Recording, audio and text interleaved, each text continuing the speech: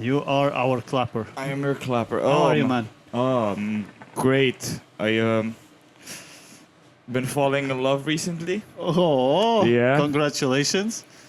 and since I'm falling in love, I've been working on a bit about ways girls reject guys. Like, and like the two parts I have so far is the first way I realize girls reject a guy is they say, "Oh, we can't. I don't want to be your girlfriend, but we can be friends." Yeah. And I have a comparison joke in it that's I tested it once. The second part, which is the part I like more, is how girls they always say, "Oh, you're like a brother to me," and my idea is like, can you imagine if kids did this to pedophiles? You know, you're like a father to me. I don't know. This is Like you're my big brother. yeah. Oh yeah. You're my uncle. I love sitting on your lap. I love the candy that you give me. You're like my Santa Claus. I like the surprises that I get from you. What Oh, about man. you? How everything is Everything is fine. was It's fine. comedy? Comedy is, hope. I don't know. Let's see where that goes. But and falling in love is awesome. Man. Tell you, it's one of the. It's falling in love and falling out of love. These feelings. I don't know. Here's the thing, man.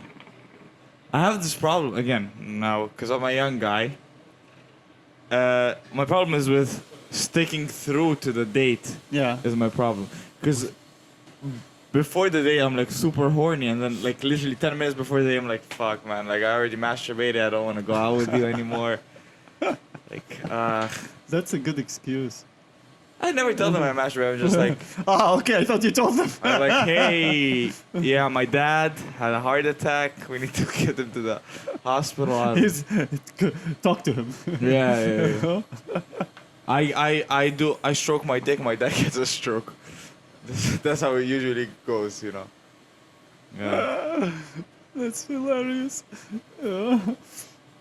Well, yeah, man. I'm bad at being in love. I don't know why. It's too much Pressure? Yeah, and like I'm just bad at being in a relationship. Because first one thing I hate, which I know a lot of, especially Russian girls do, is they like to text you a lot. Yeah. Like the whole time we need to be texting each other, which I Yeah. hate. Because if I like have something cool I want to tell you, I would rather us meet up in person Yeah. than me tell it to you in person. 'Cause And not only that, they want to call you or like, all of this. Yeah. And when you want to talk to them and they tell you, I don't want to talk right now. You're like, but you cannot say that. You cannot say, I don't want to talk to you. yeah, well. You know? Actually, my ex-girlfriend, one day she's like, at 4 a.m., she's like, can you call me, please? Yeah. I'm like, fuck. I thought it was going to be a problem. She goes, I want to go... This is literally what she calls me for 20 minutes to tell me, I want to go to an amusement park with you. And I'm like, really? You couldn't just texted me that? Like, I don't know. It was weird. Did you? Huh? Did you go to an amusement park with her? No. We got... I think... we were on our way to the No, so we were going to go to the amusement park. Then the whole shit with... remember when the... Terrorist attack happened? No, Russian army was on like 400 Oh, yeah, the Wagner. And people were like losing their shit about it. And I'm like, oh shit, okay. And then I text her, so no amusement park. And she goes, yeah. I'm like, I got saved, yeah, by those people. Oh, yeah, thank you, Pirozhin. Man, it was it was really expensive. And I'm like, I was looking at it, I'm like, fuck, man. Yeah, it's a whole budget. Having a girlfriend is you have to work twice. Whatever you do, you have to put like a whole system, a whole schedule, a whole Excel sheet of what you're gonna do. Man, one guy I work with. Well, I know a bunch of guys who have like literally every guy I work with has a girlfriend, except me probably. Even like there was this fat chubby kid, and I'm like, fuck, you have a girlfriend? I felt so disappointed. And I know one guy. Maybe he's just a brother to him, you know? Yeah. Trans brother. Well, You never know. I saw them make out, so if they're brothers. Isn't that annoying when like you see someone else who's making out and you're sitting there going? Oh no, I "Motherfucker." enjoy the show. I like You to watch. enjoy? Oh, I okay, I'm okay. You're a watcher. I'm a watcher. Yeah, Yeah, oh, I yeah. love that shit. Honestly, yeah. So yeah. What's Yeah. and you're sitting there without a girlfriend, or everybody around you has No, a like, girlfriend. one guy I know, literally, as soon so his girlfriend doesn't work with us, but as soon as he's done, he's like, so we get off at work at around 9, at like 8:45, his girlfriend is already at the park, waiting for him to get off work, get paid, and then they go out on a date straight away, and I literally by the next day he goes, I'm broke. And then he's like, he tells the lady we work for, he tells her, hey, can I get an advance? Because we get paid every day. Yeah. And he's like, hey, can I get an advance on the page? And I'm like, really? You spent it all on your girlfriend? And he goes, well, not all on my girlfriend. I also buy beer for myself. And I'm like, One beer, yeah. to put up with whatever she says. Oh, yeah. Oh. What do you think is the secret to a good relationship? You're asking the wrong guy, you know that. That's a good question. Secret. Really? Now again, it's the understand your partner, blah blah blah bullshit. You know. Yeah. It's like, I don't know. I don't know. I don't think I'll ever understand my partner. But the one thing that I always noticed is that for me the secret is just shut the fuck up. You wanna know? I'll re-answer the question Yeah. again. The secret to a good relationship is one person has to compromise. Yeah. I think yeah. Yeah.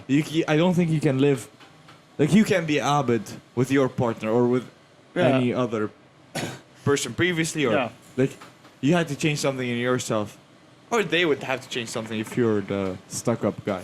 Yeah. But yeah, I think that which is weird. See, maybe that's why I shouldn't be in a relationship. And make them laugh. But you know what's the problem with making them laugh? Is that when you do it once or twice, it should be kind of constant. Yeah. You know, you should work like government. You know. In what sense? So, for example, you make them laugh, and then you don't make it all the time. You don't make your people have leisure all the time, or else they will be like, "Oh, now we can think. Oh, why is the price of bananas too high?" You know. No, you have to like let them know. You raise the prices, and then like raise the price of products, and then when you raise the prices for utilities, you know, you lower the prices for products so that they don't. You know. Yeah, maybe. Yeah. There's a theory called the pig theory. Pig. The pig theory. Well, I call it the pig theory. It has another name, different. Okay. But I remember this. Is that they put people, one person in a cage, and he was complaining. So they put 10 other people with him in the same cage. So they were all now complaining of the cage being too small. So one day they put a pig in the cage. So now everybody's complaining about the pig. And after a while they take the pig out, and everybody, thank you for taking the pig out. And they forgot to complain about the cage being too small. But the cage was still too small because there's... Yes. Yeah. So the idea is that, you know. Did you hear about the rat theory now? Tell me. I don't know. Maybe you know the guy Neil deGrasse Tyson. Yeah. I saw him. He did this thing where he was talking about how to get rid of rats. Is he put one rat, like a couple of rats, with no food. Yeah. And then the rat's gonna be cannibal or whatever. Yeah. And then he's gonna fucking murder all the other rats. Yeah. There's. So I think this theory works more with a girlfriend than the pig theory, honestly. Well, you put her with rats. Yeah.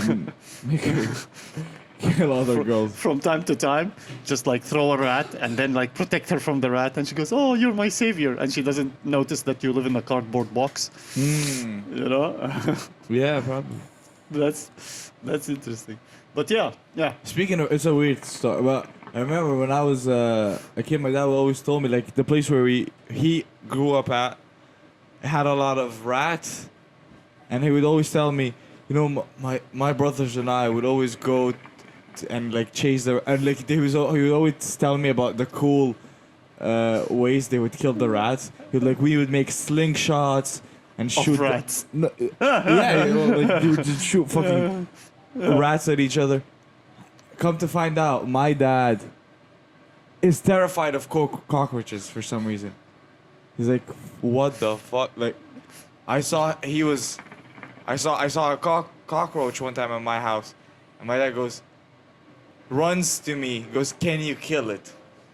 Is it the small cockroach or like a big one? Oh no, it's the big Arab ones. Oh yeah. The big Arab ones. Yeah. I know. And you know what's so freaky that we have?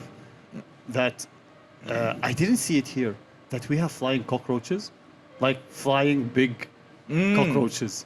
Yeah. Oh It's no. like, man, I'm already like, this was like a few years ago. I already don't like cockroaches, but now you add flying to them. I'm in a horror movie, believe. Yeah. But I'm. man, it's so interesting, like how he's not afraid of rats. He's not afraid. Yeah. Even though you would assume the rat is like the Thing that the Black Plague. From exactly. From rats. No, but like maybe there's because I think we have this in our heads that cockroaches, like in the night they put their eggs in our ears. I'm sorry for you. Really? Well, this is what we have in Jordan. A lot of people are afraid of that. It's a rumor. Or does it really to be happen? honest, I think it's these television shows which shows animals and insects and everything. Yeah. And it's one person who watched that and they spread it all over the world. I lived on the bottom floor. In Jordan, we live like at the bottom floor. So, and we have a garden. So all types of rodents and, insects are there. So you had a lot of those. Yeah.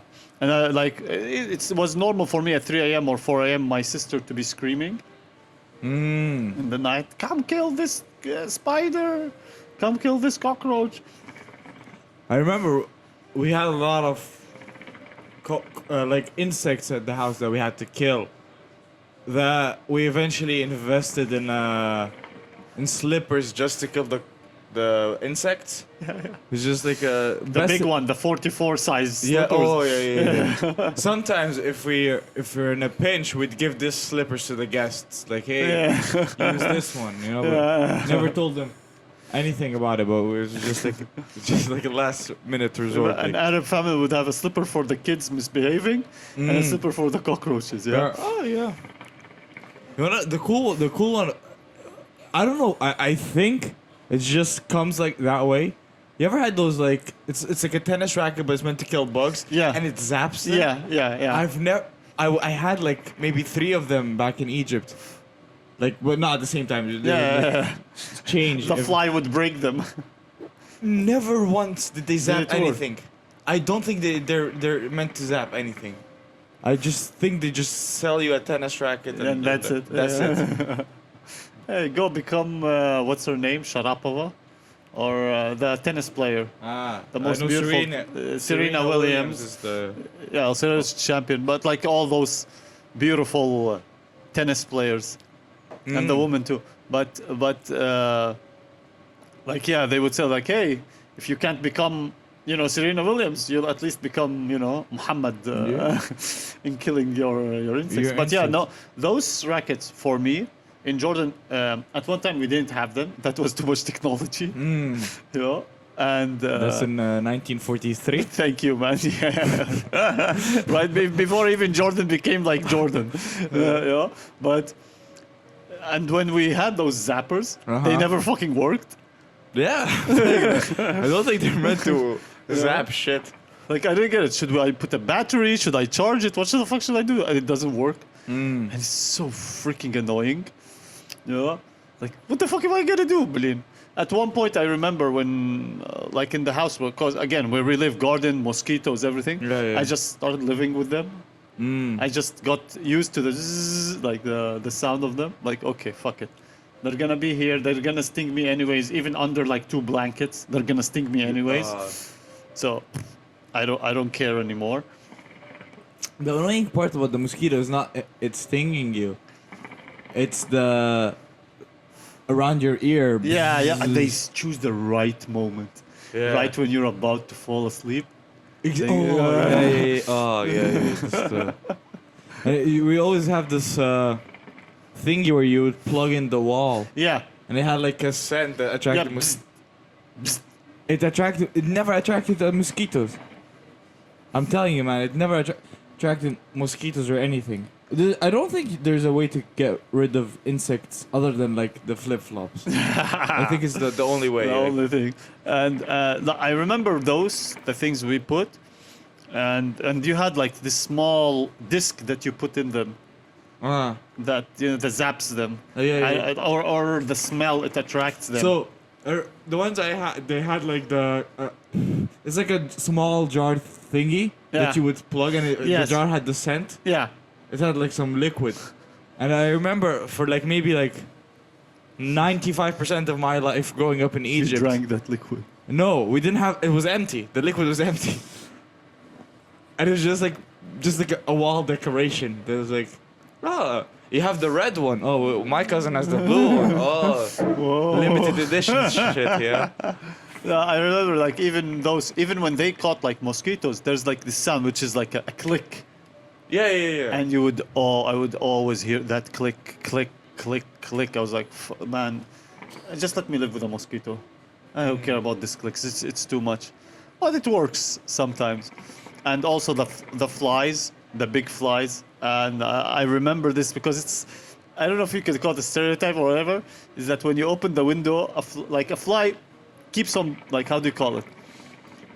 Banging on the window. Like it wants to get out. When you open the whole window, it doesn't. It happened to me. I had a bird like literally just flew into our apartment, and my dad had to chase it with like a bag, like a plastic bag. What did he do with the bag? He assassinate the fucking. It was just no. He just took him and he threw him out, but he like let him go out of the window, the balcony. It was a balcony. Yeah. But like I remember. We were just playing PlayStation. We saw something, and we were like, did something get inside? Definitely not. And then we heard like a tweet sound, like a bird chirping or whatever, and we're like, oh, something is here. And then I called my dad, and he was like, oh shit. And I think it was one of those like edible birds. I don't know which one. What was it? Which is every bird, I think. Every bird is edible, no? Well, in Islam, yeah, I think so. Except if it eats other birds. I think so. Well, because for us, it's, eagles, I think, are eagles, falcons. Anything that's a carnivore basically doesn't is forbidden in Islam. Yeah. No. But it's so. Do you guys have eagles in Egypt? I don't think so. Well, we have in the circus and like the. But like flying around. I don't think so. You ever hear? I don't think so. I'm trying to think. Maybe in Jordan, once or twice I heard the hawk. Like, it has a sharp sound. Oh, a hawk. It has a sharp sound. But it's like, for all my years there, I only like heard one or two. And now these like sell for so much. The hawks? The hawks. There's a guy I know in, I think it was Krasnodar, where he captures like eagles and like hawks and these like, carnivorous birds. And he sells them to Gulf countries. And I was like, how does that work? Like, how do you know how much this costs? He goes, to be honest, I don't.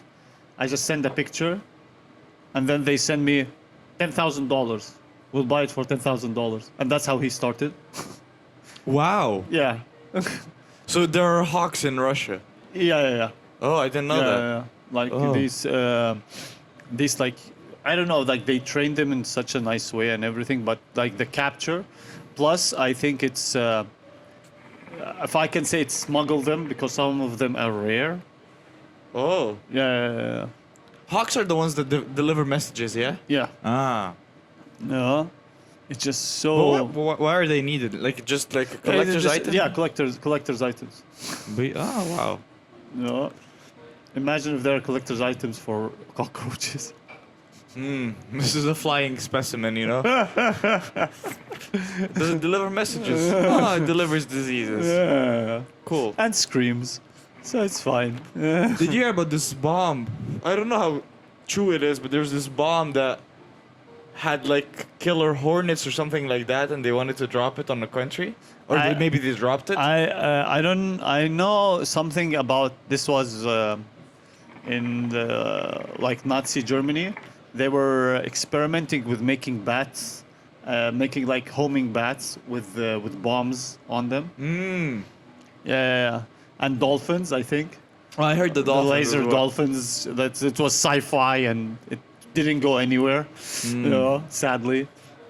Also, one of the things that they did is that they had, you know, not balloons. What do you call them? Montad. No, The hot air balloons. like the big ones. The you know the Hindenburg. The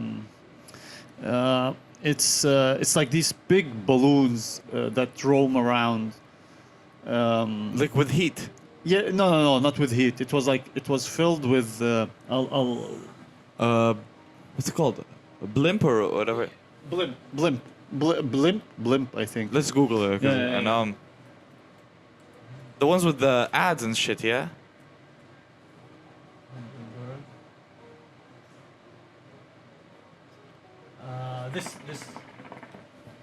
This what's it called? What I don't. German I remember starting with a commercial. B. Airships. Okay. You It's, could call them airships. okay. Airships. Yeah. And in Nazi Germany, one of the things I think that Hitler wanted to do is aircraft carrying airships. Ah. Yeah. And man, they blew up in their face. And the airships would just like a kamikaze basically. They would, No, they were like they had like they were supposed to carry airplanes. And Oh, then, so the airship is supposed to carry airplanes. yeah. And I was like, Ah. and they spent so much on it, and they just like basically they blew up in their face, which is like there's a Hindenburg. There's called the Hindenburg disaster, which like these airships it just like blew up because you know. Who would have thought that hydrogen it's fucking flammable? You wanna know something I really find weird? Is the human race only like develops great technology when war starts? Yeah, Which is it's like when was the internet? The internet was in the what 60s? I think so. Yeah. In Vietnam. I saw a movie. I forgot what it was about. It was like they were cracking. I think it was in World War II. They were cracking like a code thingy. What you know the movie? What's it called? Yeah, I know what you're talking about. I know. The Da Vinci Code or whatever. No, Da Vinci Code is is a different thing. Well, It's yeah, but it's a cool code thing. yeah. I know what you're talking about. Like they built this humongous machine, Yeah. and I was like, oh wow. Why now though? Like, because you would assume like they would want to save the money and for weapons, but no, they just want to build cool shit. Yeah, and you know, they wanna build cool shit, and then they see where it goes. But yeah, like all of our technological advancements was due to war. Yeah, even the moon landing was technically because of the it's not war, but the Cold War thing. What's it called? There's like a race to go to space. Basically, Yeah. The It rhymes. space race. Yeah. Yeah. And I don't know. all I this was when I was a kid. I was I believed in the moon landing, and then like my dad was. Well, I don't know what my dad's stance on it, but he was Yeah. like, because my dad just hates America, so he's like, they didn't land. No. And now I'm again back on the. We landed on the moon. I really fully believe that. Yeah, me too, man. Well, you know how I think about it, like with these conspiracies and everything. Everybody has their own. I was like, yeah, but what's next? Like, so what? You're into a conspiracy. What did you add?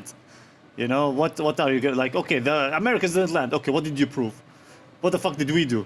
Like us in the Arab world, like a lot. And I remember this in the Arab world, how like you say, this is bullshit. Like the moon landing is bullshit. Yeah. It's like yeah, but they like. And what did we add? What fucking Adil Imam? You know? Yeah. To the world. Space, like at least they have spaceships in space. What did we do to them? Actually, some Arabs went to the. Yeah, it's from, I think, Saudi Arabia and Arab Emirates. I know Egypt as well. There's an Egypt. There's an Egyptian astronaut. I think so. I know Isam Hijji. He's a scientist. He's in NASA, and he's one of the guys who worked on the. How do you call it? He worked on the machine that walks on the moon. That drives itself the on rover moon. thingy. Yeah, I think he's one of the guys who worked on it. No. No, we have our guys, which is like 4 guys. Yeah. Oh. I think it's enough for 4 guys. When do you think like we'll go somewhere? The Arab world. When do you think we might reach somewhere? Or are we just destined to stay on land? Well, I don't think Arabs are, from what I heard, they're not really interested in the space discovery as much as the other countries like Russia and the United States. China, I believe, is also now doing great shit with their space programs. I heard. I don't know. Like I always look at it and it's funny. Like, what did we add to humanity? I would like to think that no, we did a lot except the Quran. No, mathematics. We were great at that shit. Physics. Yeah, true. Actually, I recently found out that as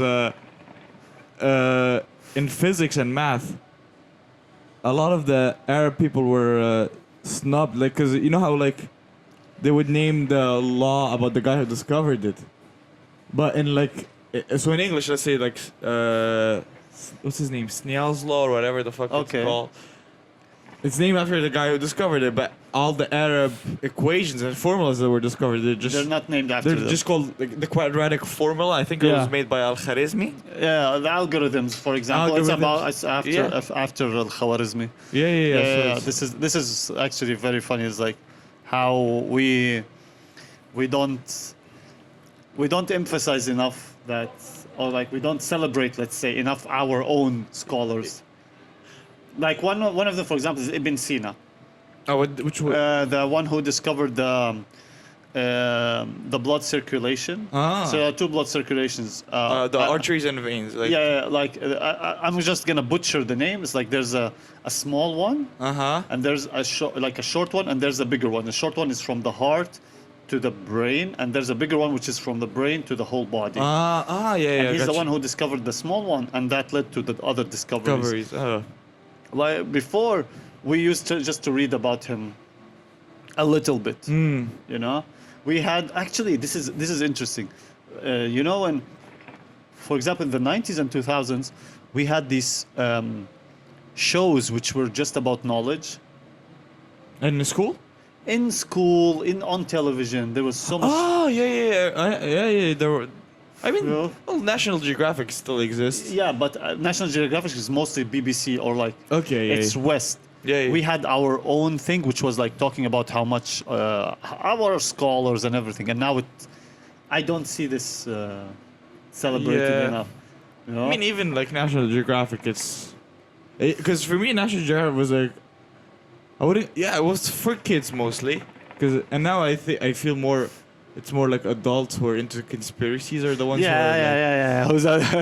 It's like there's a turning point. There was this one show I really fucking loved. I think it was on National Geographic, and they would put animals who are not meant to be together, and they would fight. They would make them fight. But it was all like 3D CGI. And it was such a great show, man. I remember one episode. That's cool. Which was... sharks and crocodiles who are gonna win. My cousins and I would always watch that show, and we always bet on who's gonna win. So who wins? I forgot. I think it was shark. A shark. I think it was shark on land. Yeah. He puts on the boxing gloves and beat the shit out of him. Such a cool fucking. I remember wolves and cougars or whatever the fuck, you know, like. The cougars in what sense? The cougars are the 40-year-old chicks. 30. Cougars are not 30-year-old. Cougars are like 40. I said 40. 40. Sorry. Yeah. 40-year-old. That's also I really like the porn terms. Like I'm so behind on these terms, to be honest. I just reached MILF and Cougar, and that's it. I don't Old know. school, yeah. Yeah. You wanna know? Here's the thing. I next to the place I work, it's a shawarma place. Their logo is literally the Pornhub logo. So it's a white letter and then a orange square with black letters. Oh, shawarma is so I tasty. forgot. And I'm like, if I was the guy who was running the shawarma, I would go all the way with it. Like, I would call my products Yeah. out of after porn Yeah. categories. Like, Yeah. you want a gangbang? You know, like Yeah, that's cream pie. A cream pie with too much mayonnaise. Yeah. Or whatever sauce they put. Like, honestly, I would really want to, but they didn't. They just literally they stole a name. I think so they stole the name of the current McDonald's in Russia, Yeah. which is Tasty Period. And that's it. Just stole the name and the logo from Pornhub, Oh, that's so funny. and that's it. I would They didn't go more. I would really love if they went. I'm gonna offer that. I'm gonna tell them this idea. No, man, keep it for yourself. You make the idea. Well, they're gonna pay me for it. Yeah. How like- are you gonna get money from it? If Oh, you tell them the idea. Well, I'm gonna tell them, hey, I have a great idea. You pay me, and I'll tell you the idea. Nice. Yes. That's how business And works. then they give me the shares or whatever. Oh man, there's something which was very interesting. I don't know if you ever heard about this. So in Japan, in like Nescafe tried to sell coffee in Japan. Mm-hmm. But you know, Nescafe like biggest logo, like biggest name in coffee, all of Yeah, this, yeah. and they were not selling an ounce of coffee. They were not selling anything. Uh-huh. So they brought a marketing guy, and he had an idea. And his like in the board meeting, he told them, "Can you wait 15 years?" This is literally like, "Can you wait 15 years?" Of course, I'm butchering the story, but like this is what I remember of it. And he said, "Okay, what's the plan?" He said, "We're gonna start slow. We're gonna introduce stuff that has the Nescafe logo. For example, candy." Whatever the Japanese people consume too much. We're gonna have a superhero who has Nescafe, or like an anime or whatever. That's Nescafe, like a cartoon Nescafe. We need so this generation we cannot overcome them. This generation already have learned that Nescafe. We don't drink Nescafe. They don't have the coffee culture. Okay. What we're gonna affect is the next generation. You know. And I think in 15 or 20 years, like I think this is in the 90s or beginning 2000s, Japan became like one of the biggest consumers of coffee. Wow. Yeah. I mean, the whole marketing to kids is because same thing was same thing with cigarettes. Because I don't know about you, but in Egypt we had this thing where it's like they would always say cigarettes is for adults, for men. Yeah. Men smoke. Yeah. And then now we have a problem because no, we don't check for IDs in Egypt when you buy cigarettes. Oh, you guys don't? We don't. In Jordan, they didn't until I think 2010s. It then became very like, no, you need to show an ID. No, because in Egypt it's known that like, hey, your 4-year-old son might go to the store to buy his father's cigarettes. Yeah. So like, oh, I'm not sure. Like, I don't think they even the store owners think about it too much. But like, it's like, oh, okay, he's either gonna give it to his father or he's gonna smoke it. We don't give a fuck. Yeah. And now we have like a lot of kids who are smoking. Like underage. Like, Plus, like they work. It's too Yeah. tiring. well, yeah, they do work. Yeah, a lot of. Yeah. We had this really stupid thing which I don't know if it works or not, but so in Egypt we have this thing where it's like, okay, I'm gonna have like maybe 4 or 5 kids, and I'm gonna make them drop out of school by their like 3rd year.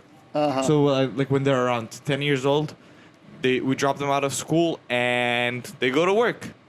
And they go to work because hey, like my family is poor. And I can't feed the kids, so Yeah. they need to bring their own food on And the the- table. exactly. But they have more kids. Their own cornflakes. Go buy it. Well, no cornflakes, man. Come on, That's too much. that's too much. Yeah. Yeah. But they have more kids that they can't even afford. So now they have to. and like the amount of money the kids make isn't enough to keep you afloat, like, because now you have more mouths to feed, which is, I don't know, it's super retarded, but It's also like for example, I think you guys also have it in Egypt. Is for example, you have the firstborn son or secondborn. They're already they already teach them like to be not teach them like force them like study so that you become a doctor. engineer, Engineer or doctor. You know. Well, engineer or doctor is for boys. For women, it's lawyer, doctor. Yeah. I like pharmacy. And pharmacy, yeah. You know, yeah. It's like this is like you do that so that later you feed. Yeah. You know, later you bring food. But of course, like I heard, of course, this is not a generalization. You cannot generalize. But like some families like depend on this. That's the reason. Like this kid has to study because he will feed his, you know, his brothers, his sisters. But now I'm talking really far away. Like for example, my father, when he came to Russia, his brother dropped out of school to work, and my father like he also like worked and he was here. One guy who was in Jordan, he would work to feed basically the whole family, you know, and provide like money for like the other kids because there were 10 kids. Oh. Yeah. Family, And my father, for example, brought 3 of his brothers to Russia, you know, to study here. Okay. Yeah, he managed for them to study here and everything. So like this was the mentality. It's like basically we work with each other. You know, it's communist. Yeah. I mean, again, this whole thing, like, I don't know. Again, also I heard it's where not in the family I grew up in, but like it's hey, we stay to, like, a lot of Arabs I know, they have like this big house, like maybe Ahmed Stevenson. Yeah. He had this thing where they had like a big house, and when you get married, you get your own room with your wife. Yes. Like maybe a floor. They would build a whole floor just for them. Just for them, for the kids and everything. And you stay in the family. So, so you guys help each other out. Basically. Yeah, this is really common, but I don't think it's common in Egypt, especially nowadays, man. Yeah, like, but nowadays, what is common? It's usually what we do is you stay with your parents until you get married. By the time you get married, by the time you're 30, you have to have your own apartment. You get married to the girl and you move together. Same as in Jordan. But like in Jordan now, it's very hard to own your own apartment. So it's basically rent, and because the wedding costs a lot. No, we have this big thing, and I have my own theory on why people say this. Yeah. So, my cousin, my cousin is hopefully looking into getting married, and his something he always hears a lot is, my girl, like from the father, because you know in our culture, you talk to the father, and he goes this. My girl is not going to stay in a rented apartment. And my theory is why he's against it is because the father heard that from the father of his wife. He heard the same thing. And basically they heard the same thing and they're like, oh no, fuck you. I had to fucking... So your ass better fucking pay for an apartment. Now it's mortgages are the fashion. Are the fashion, yeah. Well, man. It's just like very interesting how like mentality I think changed, because now it's not doctor and engineer. It's still there, but now it's mostly of IT. Well, because for us, IT is still considered engineer. We call it like a computer engineer. Yes, so they add the they add the engineer part. Because it sounds better, you know. Yeah, and hustling. Hustling, drugs. Hustling in any way, but no, not in drugs. Drugs because it's very frowned upon. Yeah. You know, but like for example, I'll give you an example. Like one guy who you could call an entrepreneur. His thought process was very simple. In the summer, he would have like 4 or 5 shishas. He would go to a place where there's a clearing. and people sit there, and he would have his car, open the trunk, and start preparing like for people, and start getting money from it. Yeah. Oh, okay. You know? Yeah. So, This is like he would call himself an entrepreneur. You know, it's fastest way to get money. One other guy, this guy, I really like what he did. So what he did, he has. I don't remember like the special details, but like one thing he did is he rented a whole, a very open space, big open space, and he started holding exhibitions there. IT exhibitions, let's say IT exhibitions, you know, and he started contacting companies like, hey, I have this space, would you like to do? And out of nowhere, you know, he would take money for like the spaces, and that's how he made his money. Every few months, he would rent a whole space, contact different companies, and say, hey, I'm doing an exhibition. And the companies would pay. And the companies with company for the space, for the cubicles. Let's say. Yeah. Oh, okay. That's the way which I like to call hustling. Yeah. You know, but he had nothing to do with IT. He was a car guy, and by a car guy I mean like he had one car, which he never shut the fuck up about it. Oh yeah. You know? Similar thing with Russians, man. They can't shut the fuck about their cars. And like I worked with a couple of guys, like 3 guys. Yeah. All they can do is talk about their Ladas. I'm like, is that your whole personality? Like really, Lada. And Hey man, I'm cheap. My personality is cheaper. yeah, your personality doesn't exist. Probably like your car, but yeah. You know, so that's the way, a lot of the ways that people, like for example, one thing that they did is bazaars.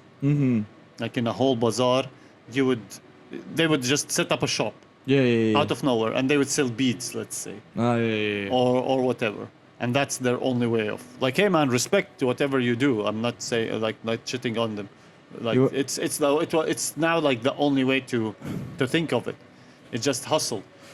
You wanna know the thing I really it's because again now in Egypt we have this problem where people are having trouble eating, like they literally can't afford to buy normal food, and I see those people on Instagram, and how much did you pay in this local brand blah blah blah T-shirt, and they name the prices and it's fucking like it's a guy's rent for 3 months. Fuck. And I'm like, what? And the thing is, in Egypt, most of the people are literally broke. Yeah. Barely can afford to live. But there's this like 1% that literally can like fucking buy Egypt. Yeah. Like, what the fuck? There is something I want to ask you. For example, in Jordan, we have this. Basically, how some people live is that I take money from you. I like get money from you, and then someone else takes money from me, and then someone else takes money from someone else, and then you take money from that person. Oh, and it's like a whole cycle of basically everybody's in debt to each other. Well, yeah, that happens, of course. You know, and what we call jam'iyya. Yeah, I was about to tell you the same thing. So it's basically Association. it's like maybe let's say 5 people chip in. Yeah. Or let's say 12 people, so it's easier. Yeah. So, yeah, 12 people chip in. Let's say each chip in for like $100. Yeah. So that's like $1,200, and every month one guy gets the $1,200. Is it a random guy or a specified guy? I think I don't know. I've never been in one, but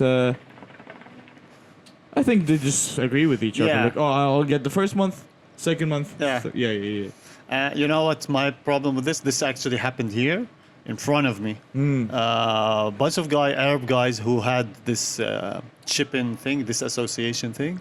And I told them, like, they wanted me to be in it. I was like, no, I'm not. Why, man? It's good for us. I was like, no, I'm sorry. You guys are my friends, but that's what you are for me. You're my friends. You're not my business partners. And if one of you spend the money on business? Some of them, what they spend the money on is on themselves. Yeah. I thought that's what. Yeah. But for me, the idea is this money shouldn't be spent on you because it's gonna be like going to thin air. Yeah. I think it should be like spent on something specific, like make something out of it. Mm-hmm. You know, because sometimes it is not a big amount, but it's a small amount, like this amount that can double, or like how do you call it, like become bigger. And what they do is like one guy, he took that money, and then he just quit the fucking association. Oh, I thought you couldn't. Well, again, in your case you could, because I doubt they had like a fucking like what do you call it, a contract. Yeah, basically yeah. that's my thing. There was no contract. You know, So how the fuck do you like? Hey, where's the money? He goes, I don't have it. And if one guy doesn't have that money, hey man, you're my friend. Like you can wait, and that's the problem. And it happened that it was about 5, 6 guys who did it. And I was supposed to be the 7th. I was like, no, I'm not participating in this. And I told them this will cause problem between you guys. And they told me, no, man, we trust each other. I was like, that's the problem. And literally, like maybe the second month, one guy just gets all that money and just goes, oh, I can't pay you guys. So what are you supposed to pay? You're supposed to pay just for the next month or Like what? for example, he takes like this amount and then they chip in like every month, as you said, they chip in $100. He didn't have money for the $100 for the next chip in. So it's like, well, what? Now it's not 6 guys, now it's 5 guys, and he left with the money of everybody. Yeah. And his words were, well, if you guys don't want to, then I can quit. Motherfucker, you just took the whole money. Yeah. Quit while you're on top. Yeah, basically. That's his motto, bro. And it's so funny for me because I'm sorry to say, like, they were still friends. I was like, you get that he just stole money from you guys. Like, literally, this is what he just stole money from all of you. Yeah. Told you to fuck off. And you're still friends. None of you are asking for his money. But was the amount that they chipped in, was it? It was about $100. Okay. A little over $100. Yeah. No, it was like, it's not big, but for guys who work basically from like who get their money daily, you know, like so if they don't work one day, they don't get any money. Plus in Russia, like you pay rent, your food, transportation, everything. Even for dorms you pay. Depend, but for dormitories, this is not in university. This is outside university. Outside. Okay. Yeah, got you. Yeah. You know? And they didn't care. And the thing is, like, what if one of you is a big guy? It's like ancient Rome.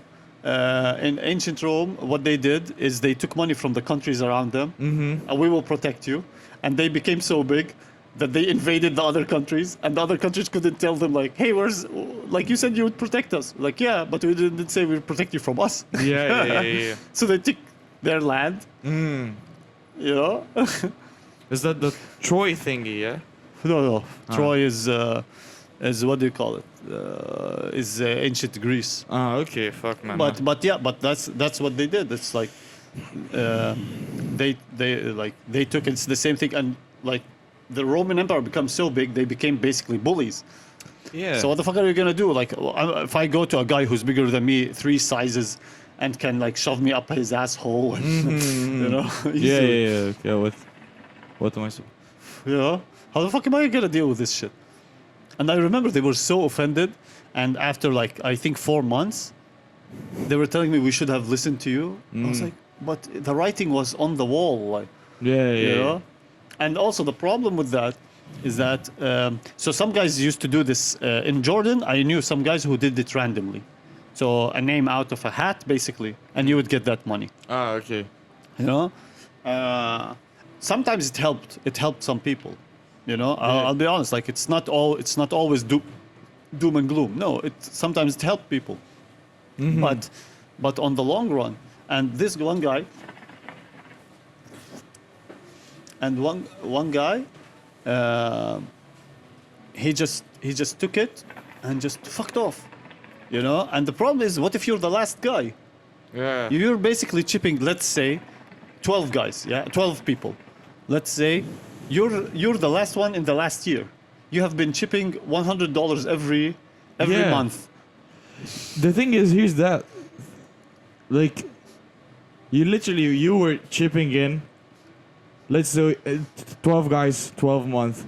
you chipped in the total, like, so let's Yeah. say you chipped in a total of $1,200.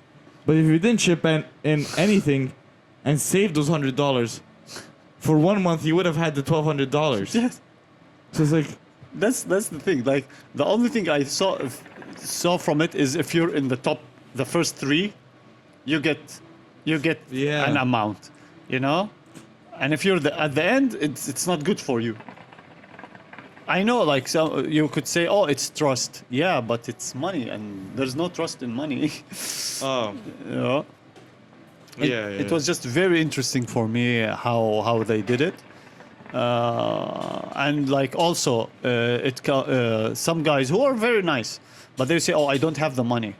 So they say, oh, okay. One guy chips in for him, and you can pay me like later. Yeah. And that later becomes after 1 year. Yeah. It's just weird, man. It's just like very, and the one thing that I always like thought of it is that, and what they buy from it is basically groceries.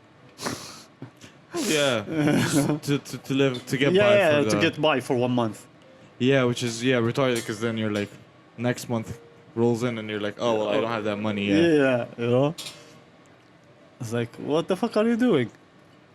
I know, like, a lot of people, what they, in Egypt, I think they just use it to fix the car, maybe fix. Yes. Stuff. Emergency Yeah. money, which I also like always think of it as like, yeah, but that's it. It's just, it's not. You're not treating the disease. You're just treating the symptoms, basically. Yeah, probably. Yeah, you're right, I think. Because now you're fucked in a different. Yeah, your car is fixed. Like, you're fucked, like, in the sense, like, well, I have to pay it now. Like, so okay, now my car is fixed. I want to get out of this BS, but I can't. Like, it's retarded. Yeah, like this is what I thought of it, and then at the end of it, the idea of this association thing is that they don't take loans from banks. Yeah. You know, they don't get a loan from like these private loaning companies. Yeah. You know? Because again, the whole interest Yeah. is, well, it's still sketchy. Well, I don't know. I think it's prohibited, but. Yeah. But in Jordan, like I was surprised, but this was 5 years ago. Is that before I traveled, which I really hope my friend paid it. My friend, he needed like this money, and I was surprised of the amount he took was basically $1,000. For me, I was like, what the fuck are you gonna do with $1,000? Okay. The moment you leave, you just paid half of it. You know, like I always thought, and I remember like I put like my name as how do you call it? Not a witness, like someone who's I forgot the word.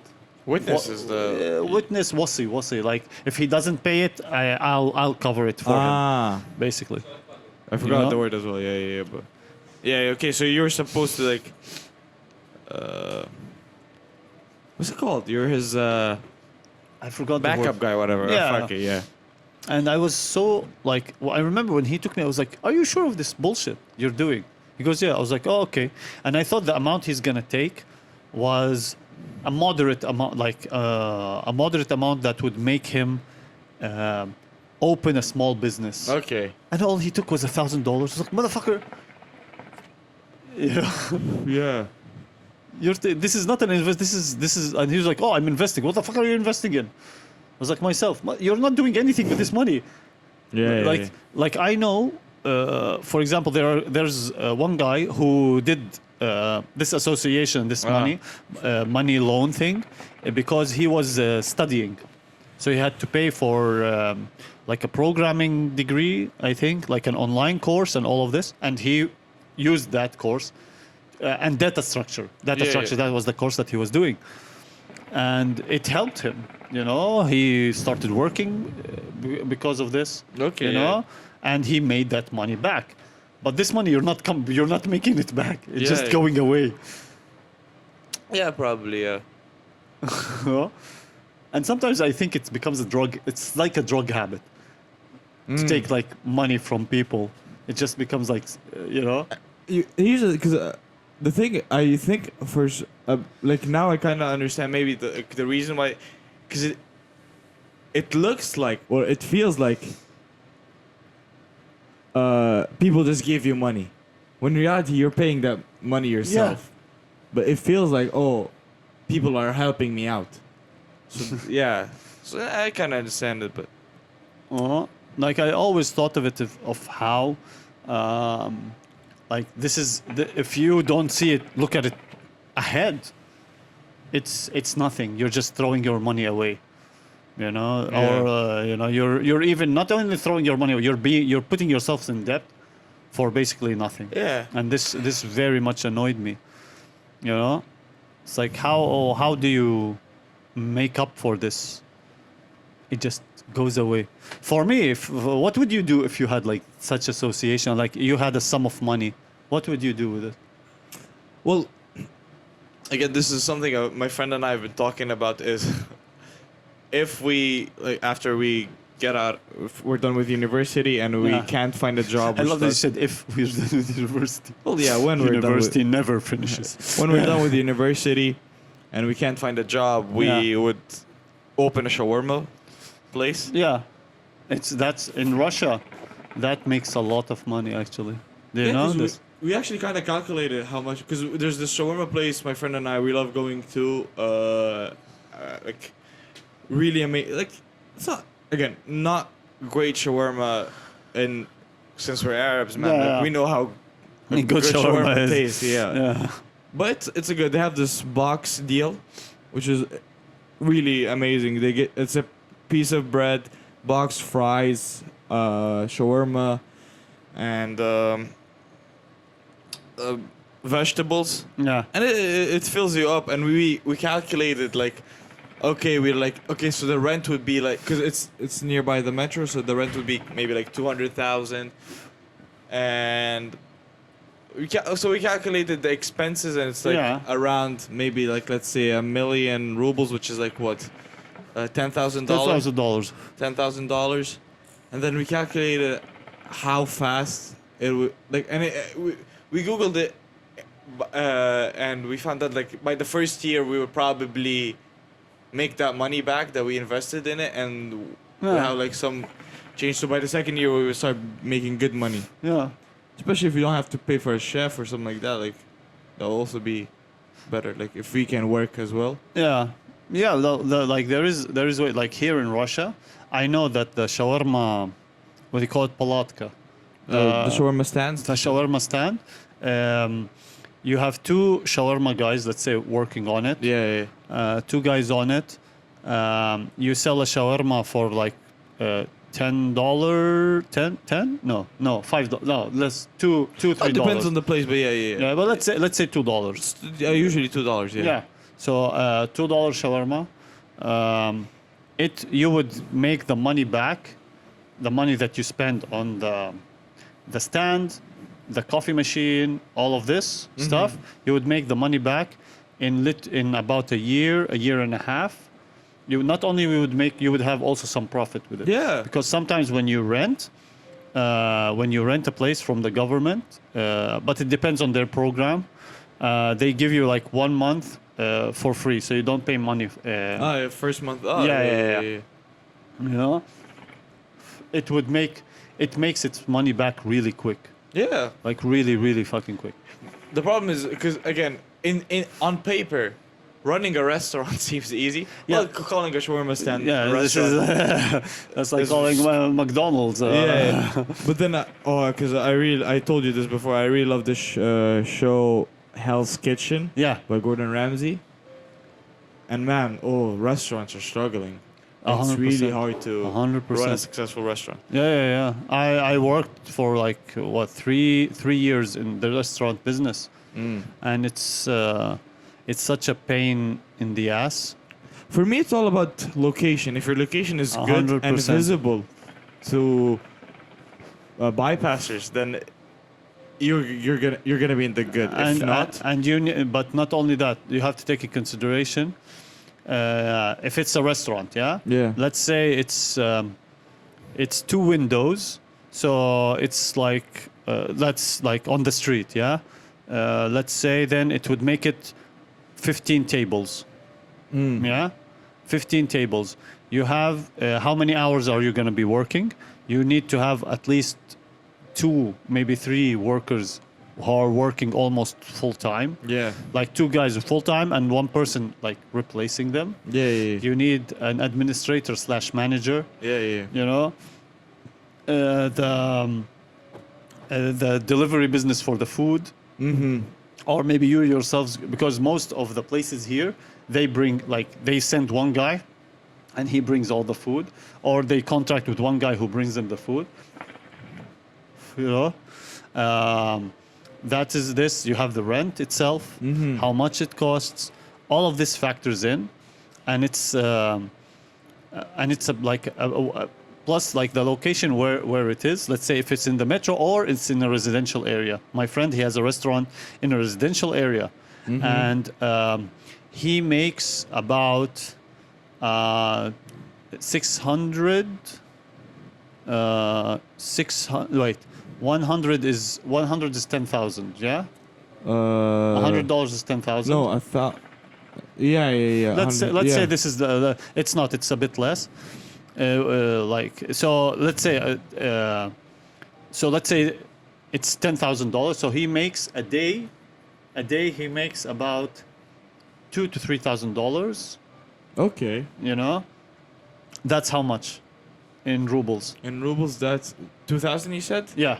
That's about 200,000. Yeah, 200,000. No, he makes on good days he closes like 500 to 5,000 to $10,000, like to $10,000 on a good day. On bad days, it's literally $600 to $1,000. Okay. And this all factors in together. But the problem with it, for example, the chefs who work there, one of them is right now he's suffering his back. He has like chronic back pain because for the first 3 months he couldn't sit because of how much work he had. So it also affects the health of the workers. Yeah, probably. And we're not factoring in taxes. Fuck that. Who pays this shit? A license, all of this stuff. You're licensed for a restaurant. Yeah, 100%. Ooh. You know, this all factors in, and this is why what you said is all restaurants are struggling. One thing here in Russia, there's a university called People's Friendship University of Russia. It has many Arabs. It has 12 restaurants that are basically like Arabs who all run them. Yeah. And this happened about 10 years ago when so they had shisha and food. So in Russia, in Moscow, they banned shisha. Yeah. Smoke in public spaces, you cannot smoke a shisha, especially in restaurants, and you had to get a license for it. And what happened is that literally the places are all empty. Apparently people, like I remember I asked one of the administrators at that time, a friend of mine, I asked him like, the place is empty. Where are the people? He says, people only come for the shisha. You know, the food is much less than the shisha. So basically, it's what attracts people. You know, what does attract people to come for you? And I think a lot of it is just you need to prepare yourselves. The first 3 years, you're not gonna get money for yourself. Basically, you're not gonna get profit. You're not making profit. You're gonna be basically, if it on a good year, you evened out. Okay. That's a good year, you know. Well, and in Russia, you know, like how the summer is bad for business. Really? You know, for if even you- restaurants? For restaurants, if you don't have a terrace outside, people to sit outside, it's bad. The prices now are being higher. It's very, very bad for business, and this is why like they look for different things, events, anything that could bring people. And one other thing that I think that's not focused on, it's weird how it's not focused on that much, is social media, the power of social media. Oh, yeah. Like people really look very much down on how social media works here. You know, I don't know. In Jordan, maybe it's much better. But basically, in Jordan, we don't like. I think also in Egypt, we have basically places that are 2 or 3 floors, which is cafe, which is shisha and tea. Yeah, we have some place like that. You know? Oh man, I remember I went to a place. Oh, most expensive tea and shisha I ever drank in my life. Yeah. Normal. Like nothing amazing about it.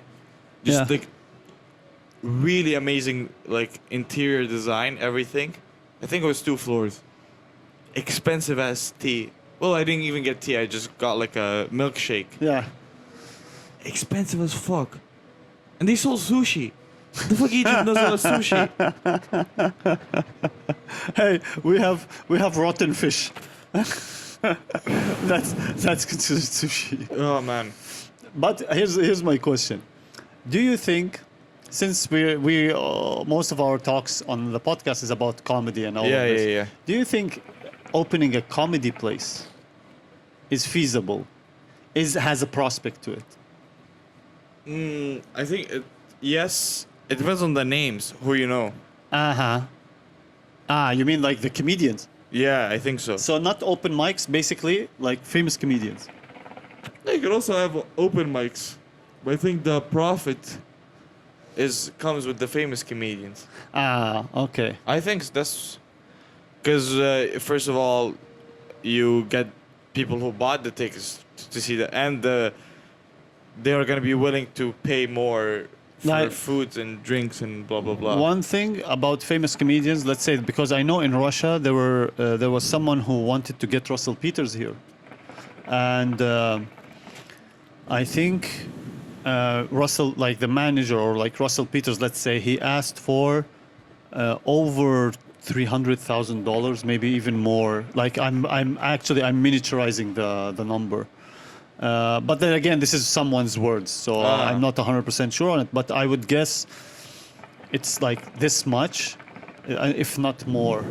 Like they asked for too much, you know? Yeah, but again, you're getting a comedian from Yeah, a very famous comedian. yeah. But like I'm now imagining like a place where there's like just shisha and tea, and the stage.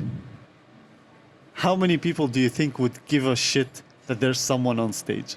Oh man, well I know the answer because I did comedy at shisha places before. Uh-huh. No one. It was just comedians. Yeah. Just comedians sitting. Half of the comedians are smoking themselves, Yeah. and yeah, like literally nothing. Just comedians smoking. I did like 5 minutes. And got 1 laugh from a comedian. Yeah. Yeah.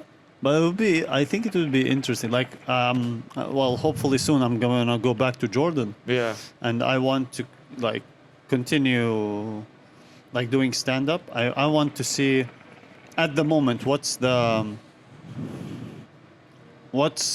idea, because one of my ideas in my head, because I've been in this for a while, I know how to run a comedy club. You So you want know, to do your own comedy club? I in would Jordan? love to do my own comedy club. I would really, really love But that. do you think there's a demand for a comedy club No, in Jordan? no. But then again, this is my perception here in Russia. I've not been in Jordan for the last like 4 or 5 years. Yeah. Okay. So I don't know how it is there, but I don't think so. Like I don't see people going on a night out to go see comedy. But then again, who am I? Who's my target audience? Who's our target audience? Would you think? For me, Yeah. and for the jokes I like saying, I would really love for a comedy savvy Yeah. audience who loves comedy. They Yeah. know what comedy is, like, and unfortunately these are not the people we get now, especially here in Russia. Yeah. And in the English comedy scene, we get usually people who just, oh, English, I want to hear English. And even in the Russian scene, we get just people like, oh, comedy is popular. I want to see a show, like an open mic. And I don't want to spend too much money. Mm-hmm. Let's go to this comedy. And that's why I feel like some like some jokes of mine don't hit because people think they're taboo to talk about when in Yeah. reality it's normal. Yeah, I've seen people say worse shit on stage. Yeah. But I don't know. I've had that a couple of times, but where I did with a comedy savvy audience, and shit worked. Mm-hmm. That I didn't even expect it to work. And then sometimes it's just like, hey, a bunch of people from a Turkish company come to our show, and they don't want to laugh at my jokes, so I like fuck it, I'll go deep in it. And the best show I had in my life. Yeah. For you. Again, it was not the best show I had. It's laughter-wise, worst show I ever had in my life. But for you, having fun. Oh, I had so much fun doing that set. You did stand-up in Egypt, right? You told No, me. I was gonna do it. But you went to a comedy club, or you didn't? No, I spoke to a guy, Yeah. and this is what he told me. And this is why I asked you, do you think there's a demand in Jordan? Yeah. One open mic a month. And I'm like, okay. And he goes, follow our page to see when the open mic's gonna be at. It's for the past 5 years, only one. And the show was on the same day I was leaving. Fucking hell. Yeah.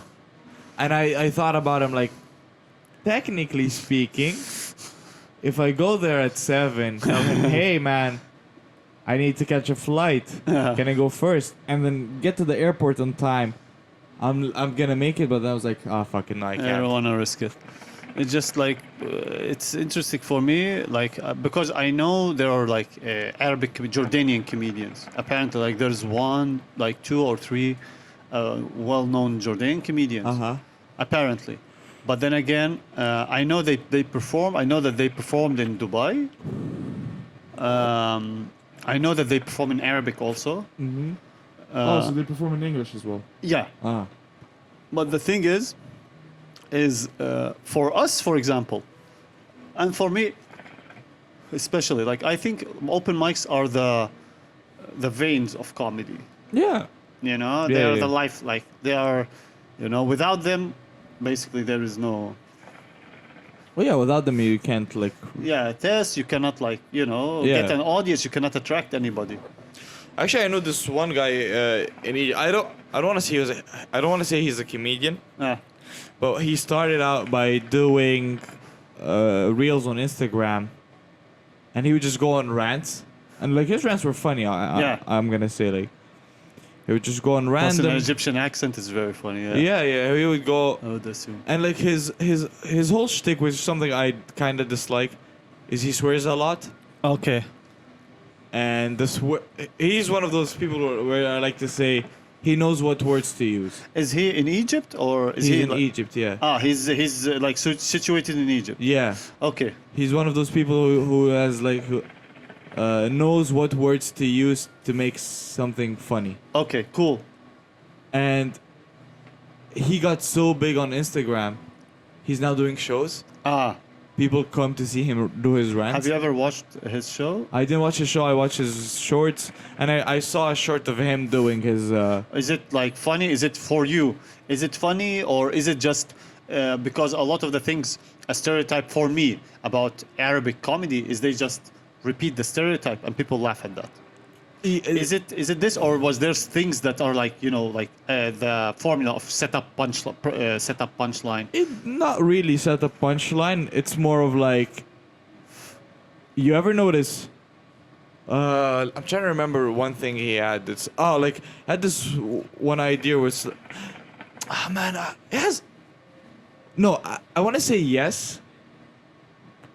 Okay, so it's set up punchline in a sense. But like, it's not 10 seconds. It's not like 15 seconds. It's just he had this one idea which I fucking loved. How teachers would beat students with the ruler. He's like, oh, you fucked up. Oh, you mispronounced that word. I'm gonna whip you 100 times. And he goes, why 100 times? Did I like have sex with someone out of wedlock? Because the whole Yeah. I thought that was funny, but it's mostly like this stuff. And it takes time for him to reach. It takes time. The laugh part. But he has this thing where nice voice you want to listen to, picks the right words. Again, like comedy-wise, he's not good. But for Egyptians, I actually think he's good. Okay. From the people I saw in Egypt, like I saw a guy in Egypt. He's probably like one of the people who started comedy, or he's the most famous comedian in Egypt currently, or whatever. And first 40 seconds to first minute, no joke, he was just talking. This is literally how he starts the show. If you guys don't know, I'm the biggest comedian in Egypt. And I'm like, really? 40 seconds to a minute, just ranting. And then he gets to his first joke, which gets a haha. Like, literally. And he has a big show, you mean? Yeah. Okay. It's like what I think, for example, the Arab comedians, a lot of them, they started like the sketch thing. Yeah. You know? And through the sketch thing, then it became this channel I think it was called, it's Arab television. Okay. Television Arabi, which Joe Show is on it. Okay. You know Joe Show? No. A guy with an afro. Okay. He's like a bit political. He does a type of a talk show, but it's not a talk show. Okay.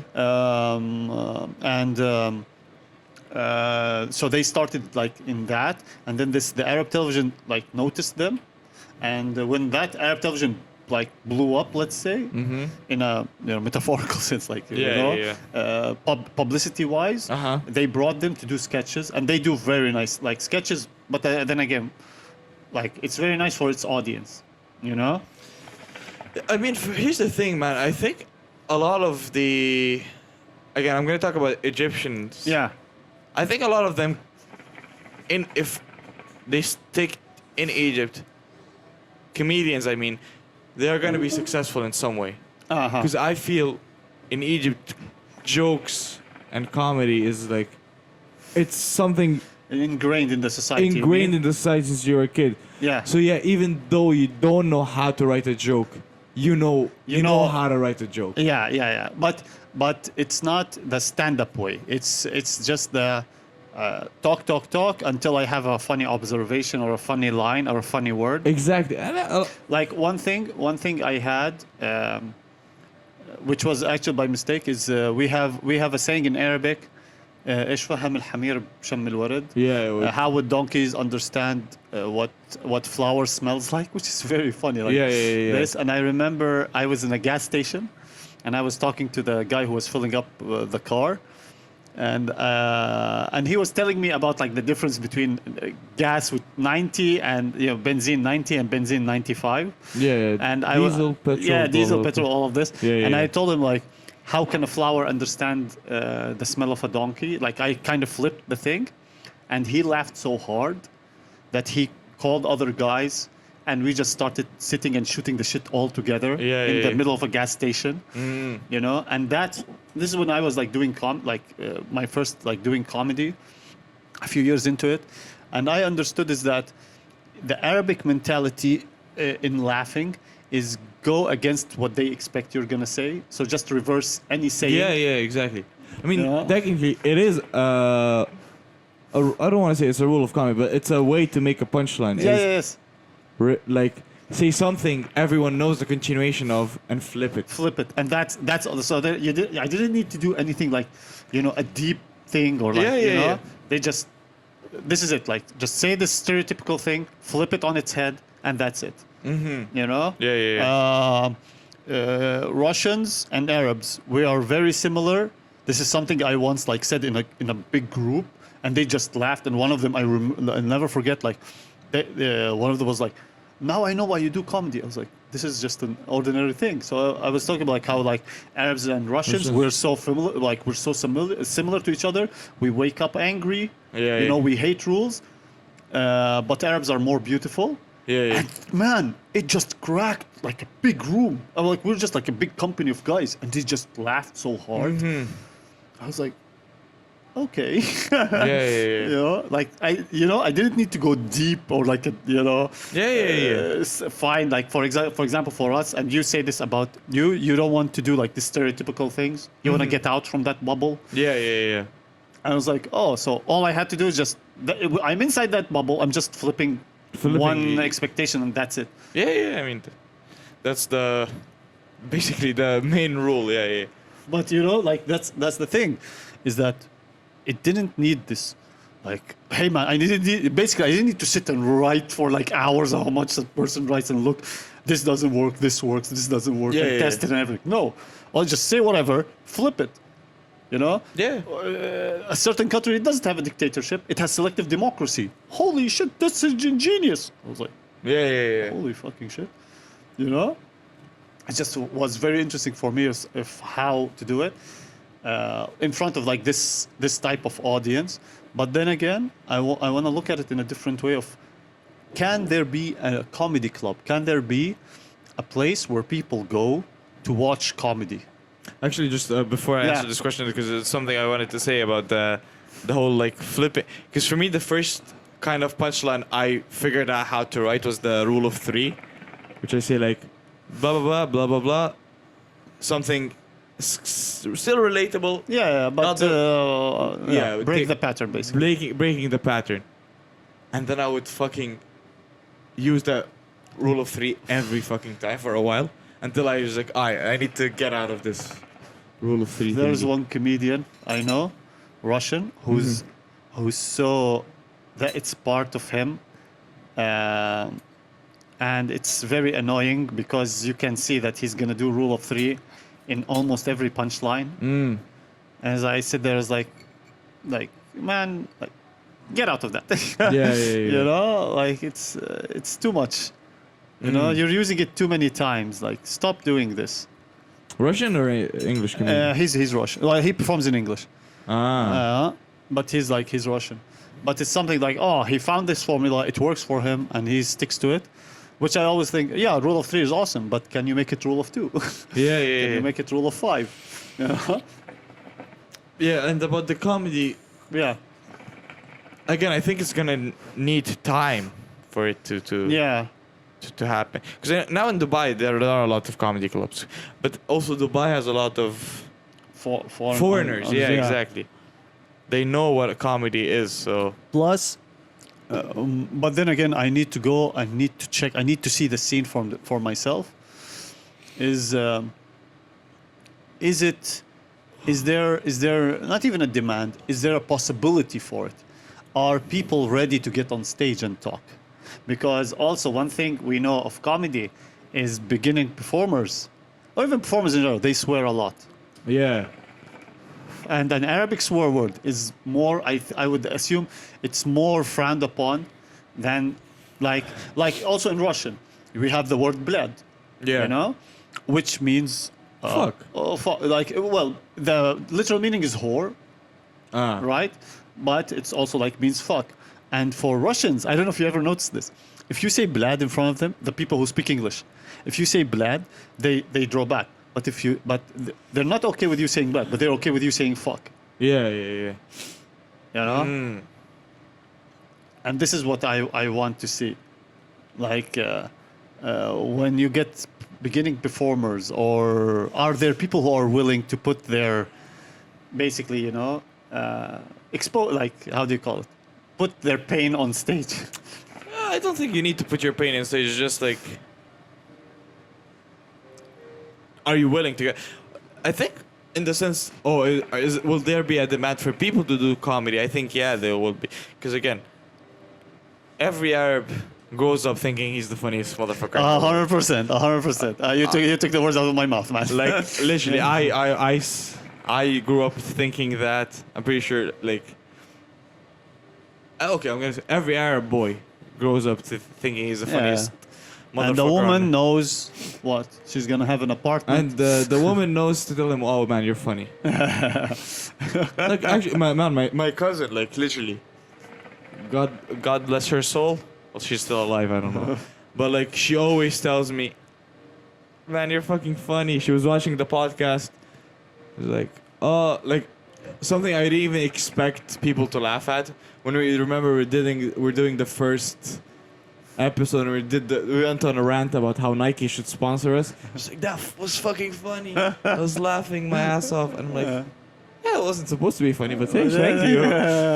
And also one thing about an Arab, let's say Arab mentality is, I don't think our minds are programmed to understand the setup punchline, even if it's not a comedy savvy. Like in Russia, one thing I noticed is like when we're from Russia, and I think you noticed it, there's a place where you like, oh, there's gonna be a punchline. You know? In Jordan, no, it's more of long stories. Weird stories. We like weird stories. Russians don't like weird stories. Yeah. You also, know? the thing about Arab audience was I again, this is just me, my own theory and shit, not tested. I think Arab audience will be, because again, we always say Russian audience, they don't want to laugh. Yeah. It's just this stereotype about Russian audience. But Arabs, I think Arabs are very ready to laugh. They want to laugh at anything. Yes. Yeah, we really need humor. Like that's why I think a lot of the Arab comedians in Egypt again, they can't make it in Egypt. They can never make it outside of Egypt. Or maybe like they can make it in the Arab world, but they can never make it in America, let's say, to an American audience. Because if again, American audience know what a comedy, know what a joke is supposed to sound like. Yeah. But the thing is that we are more used, because we're more used to this sitting with a shisha, our family, and someone saying something, and everybody listening to him, waiting for it to be an interesting story. This is what we look for, the interesting story. So if you have an interesting story, you have your audience. And one thing that I know 100% works, because I performed like in Arabic a few times. One thing that I noticed is the moment you talk about your life outside of the country, instant attention. You know? Tell us more. I want to hear more. Because maybe it's something in us that, for us, someone living abroad and coming back has a little bit higher status. It can be listened to, let's say. Like, it's more authoritative. Like this guy knows shit. Yes. This guy, I agree with that. You know, so that's something that makes it, which is interesting. Like because I was actually thinking of names for a comedy club in Arabic. You know, come on, in Arabic. Yeah. Can you translate some of them? Well, one of them is just about the word stories has to be in it. Stories. Okay. Yeah. You know. Like one of our most famous is Alf Layla Layla, 1001 nights, you know? That's actually I wanted to. I remember we had this when we did our first stand-up fest. What's it called? The Punchline Comedy Festival. Punchline Comedy Festival. You were like,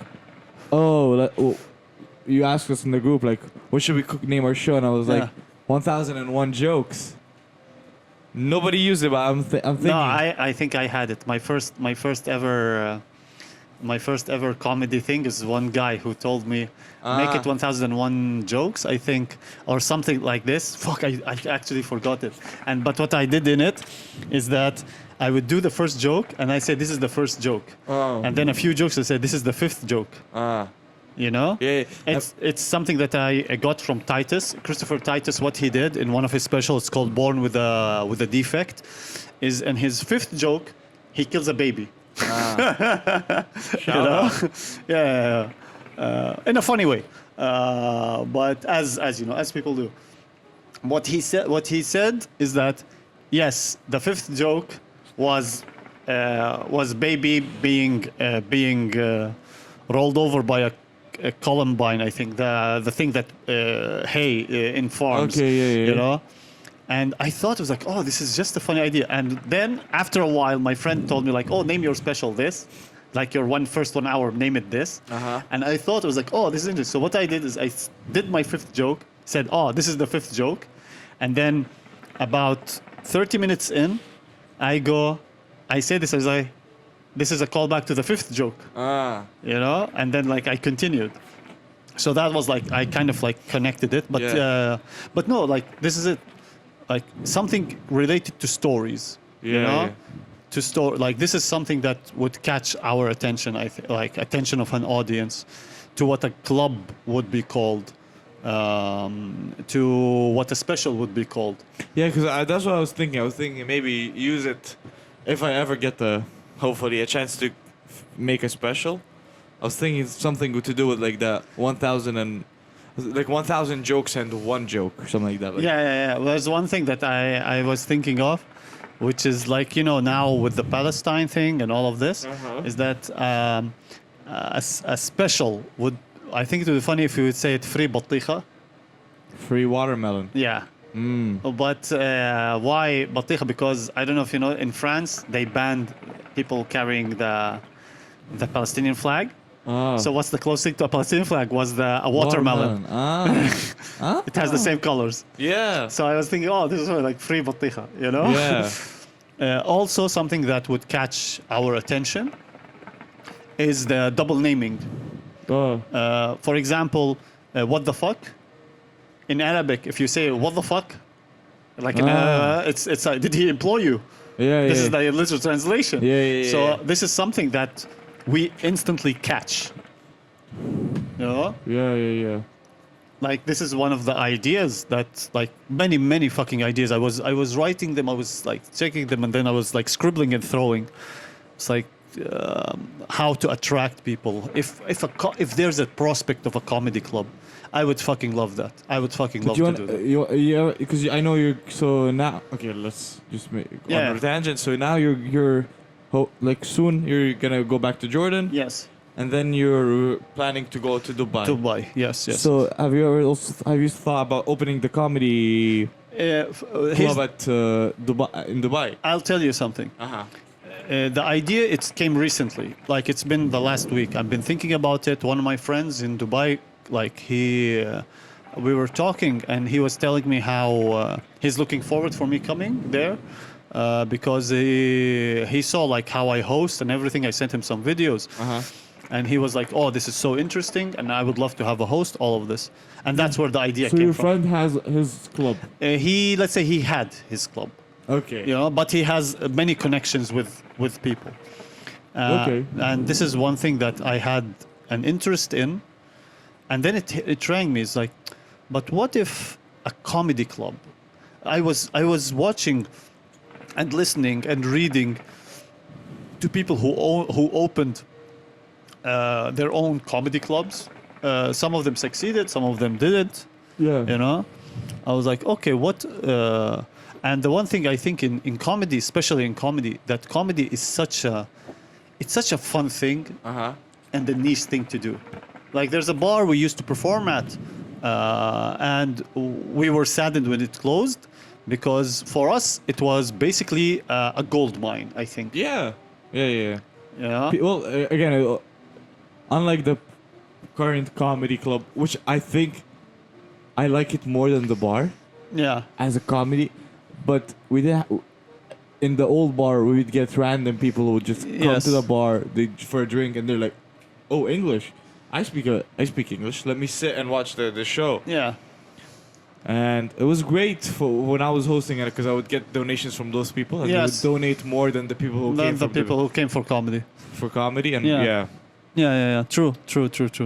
Like this is something that I'm looking for. Then I was looking at it in a different way. Some people relate comedy to alcohol. But for us, alcohol, it's forbidden, frowned upon, all of this. Yeah. You know? So how would that go? You know, but funny is funny. Yeah. No, I don't think in the Arab world they relate it, but you know. I think for in the Arab world, I think it's more of the, hey, I came to laugh. That's funny. Like, you know, here hosts say drink because we're much funnier when we drink, and the Arab world, what will we say? Man, have your tea. Yeah. Oh, just say, hey man, just stay. That is something which is very interesting. Again, one of the ideas why this also came. Literally, it was like last week. Just like all of this came flooding in. Is one of my friends, who I haven't talked to in a while. I told you once before. I prompted him in Arabic, and he's one of the funniest people in the world. He A storyteller. yeah. In Jordan. Okay, He's the guy I did like stand up with once, and he never did stand up comedy. He doesn't know what stand up is. A quick question I have. So when you did the show with this friend, was it like a two-man show? What? It was a 2-man show. And okay, how many audience? 15 people. Okay. About 10 to 15. 7 or 8 of them were our friends. Okay. But we had like 5 more people. Yeah. Who were just there playing cards, and we were like, I was hosting. They were interested. I talked to them. I was like, I'm from Russia. They're literally, their heads went. We want to listen to you. While they were playing cards. That was kind of a disconnect thing. Okay. But they were very much listening. And because of how good he was as a storyteller, I was thinking, maybe like we Arabs. We have so many people, as you said, we think we're funny, which, to be honest, our stories are funny. The shit that we put ourselves in. Matt, I said this to you many times, man. My dad, funniest guy, doesn't know how to write a joke. He has a lot of funny things he just says. Like one of my favorite stories, it's just, we were walking in Russia and we saw a bunch of kids cleaning the windshields of cars. And they had like really amazing cleaners. They had like a wipers or something like that. They would like clean water, everything. And I told my dad, "Wow, you see how technologically advanced Russia is?" And he goes, "Yeah, in Egypt, the kid just gets a rag that's dirtier than his fucking mother." I just fucking cracked laughing. It's just funniest thing ever. And in Arabic, it sounds funnier. Yeah, but like as you said, he never did comedy. He doesn't know anything about it. It's just a story, yeah? Exactly. Or like an observation. Observation. Great word choices. Yes. Just, it's very interesting for me. If there is a chance to give people that, make them get on stage, grab that mic and tell their story. Yeah. And just like listen to it. Again, this came from my friend. As I told you, like funny, like man, this guy, shit happens to him. Literally, he would be sitting at home, and something funny would happen. A fire, and the ramifications of there's a fire in the apartment, or who came to put out the fire, what he did. It would be very hilarious. Like there was one day when he was just sitting on a fence. And police came and they saw his feet and they commented. It's so funny, the whole thing of it. I was like, all you have to do is just, maybe we told this before in one of the episodes, is that I remember when he was like writing. Yeah. And I just told him, get on stage and talk. That's all you have to do. And he did good. And he did amazing. Okay. Man. One of our friends, critic of everything. He's now like 50 years old. Okay. Yeah. He criticizes every fucking thing you do. I mean, fucking everything. You drink water. Why are you drinking the water with your hand like this? It's like, what? Yeah. He would just, and he's also like a funny dude who, again, thinks he's very funny, all of this stuff. But after it, he came to us. He's like, bro, I want to get on stage. When's the next time you guys are going to do this? I have something to say. And he never did the we didn't do like a second show. Okay. But like for that time, and it was so interesting. Also, there were girls in the audience who the feedback from them was like, this is so amazing. Like they never, and they were like 30-year-olds to mid-20s. Okay. They were like, we never saw this. We only watched this on television. We never thought we're gonna come here and watch this. Yeah. And it's so like how, again, it's what? Let's say it's 10 people. 10 people. I know it's not a big measurement like for this. But the feedback that I got from them is so fucking. It made me go, there's something there. Yeah. Because again, now, like I said, people would want to see. Now it just comes to the, how well are you gonna market the place? How well are you gonna market the comedy? Is where you come laugh. Yeah. Anyone can do it. Blah blah blah. I think that's where you're gonna have to fuck yourself more. Because again, like I said, everyone wants to laugh. I don't think people know what stand-up is. Yeah. I don't. You wanna know? Here's the thing. It's not that they don't know what stand-up is. They just don't know that anyone can do it. Yes. Which sometimes I always think like what you say, or also what Jerry Seinfeld said, is like what you cannot teach comedy, or like comedy is not for everyone. No, yeah. Comedy is, well, again, this is now a debate. Is it for everyone or not? But my point is like, when I was a kid, I thought only like a select few get the chance to do comedy. I didn't know like, oh wait, I can go 2 hours away from my house and to a comedy store. Like, hey man, can I do 5 minutes? I didn't know you could do that. And I think also maybe if I this is a weird way of thinking about it, but if I didn't know that, then maybe other people didn't know about that. Yeah. Like I remember one thing that once pissed me off. Do you guys like my socks? One thing that pissed me off is one guy who said it is for selective few who have the talent, and that kind of made me angry. To I was like, but it's like, yeah, maybe there are talented people. I'm not disregarding that, but you can. Again, comedy is very subjective. You know. I mean, we had this conversation, you and I, not on the podcast, which is where there is comedy for everyone. And my belief so far is this: you can teach a man how to write a joke. You can't teach a man how to be funny.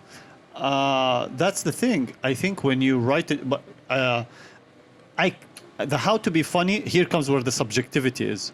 Yeah. You didn't find your audience, let's say. Oh, yeah. But the other thing is that I think with time, you know, you develop your sense of humor. Yeah, exactly. Yeah. That's the thing. I agree with that. You know, and people, especially where we're from, they don't know that you can do that. You can like develop it. But then again, we have more of bar jokes. You know, telling stories. We have stories. We have those anecdotes. Oh, we love anecdotes, man. Like, That's my thing. Like one thing which I was in a small like bubble, which is stand-up comedy, is set up punchline. There has to be punchlines. All of this stuff. And then I saw like this guy who, when I sat with him, and this is when I knew comedy a little bit more and the intricacies of it, what's inside, how to write a joke, the magic of it, basically. And he was doing everything without that magic. Also, like I said, your father, he's doing everything, and he did like he does nothing. He does nothing. Actually, one time he just came up to me and he was like, "What are you doing?" I was like, "Oh, we're working on jokes." And he goes, "Oh, can I work with you?"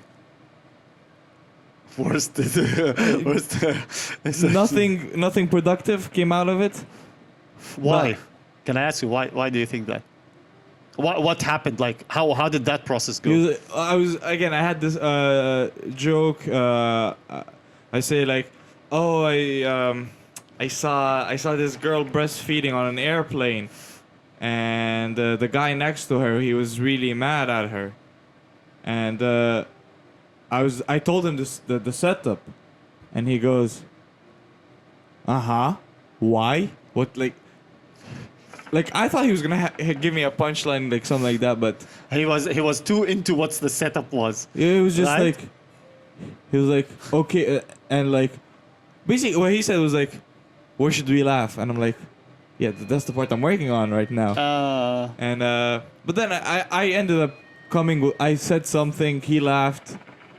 Again, turns out it's more funnier in Arabic. This is very interesting because when I was in Jordan, like my mom and some like older family members told me, like, tell us one of the jokes. And because I had that experience before, so I knew what's gonna be the response. So I did like a setup and a punchline, and their brain went, they didn't even like look at the punchline, the words that led to the punchline. They had questions about the words. Yeah. Like, why did your father do this? No, that's not what happened. This was sort of like, no, that's not what happened. And that's something. And then again, due time, when sitting with people, when I see what they're saying, I realize they're more interested in the story itself. You know? So if you focus on the story itself, you will get their attention. Yeah. You know, this is what nowadays I like to do with just when I meet a new group of people. With comedians, I feel more comfortable because again, I know what they're gonna laugh. Yeah. At. They're gonna laugh at a set of punchline, a twist. Yeah. But with just random people, I for like maybe the first hour of us sitting, I'm just analyzing what makes them laugh. Yeah. And then I'm like, okay, now I need to say this stuff. And then it's time everybody leaves. You know? Exactly. Yeah. The problem is a lot of people like that I hang out with. They love stories. They love weird, cool stories, and I have zero. I don't have any cool stories, man. Which is, I don't know, man. Well, man, you're still young. Believe me, the stories will come to you. Yeah. But again, I look at a guy who's like my closest friends. I told you, my closest friend. I told you about him a lot. Yeah.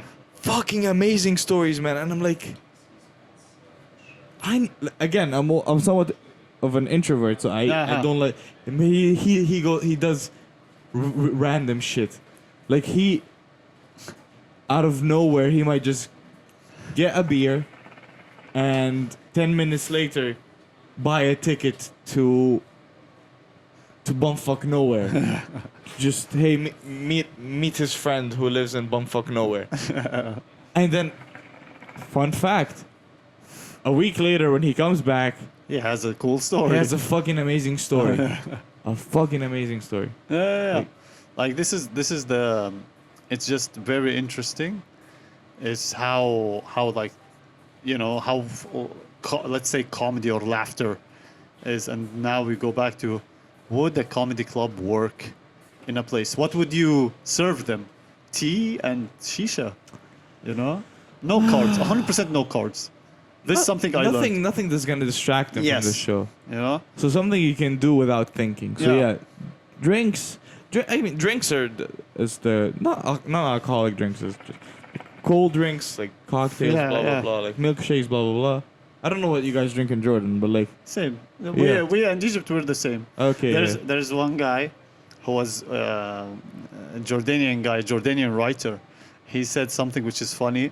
He goes, I look at like we're so similar in even our politics or our economy is kind of the same how it works.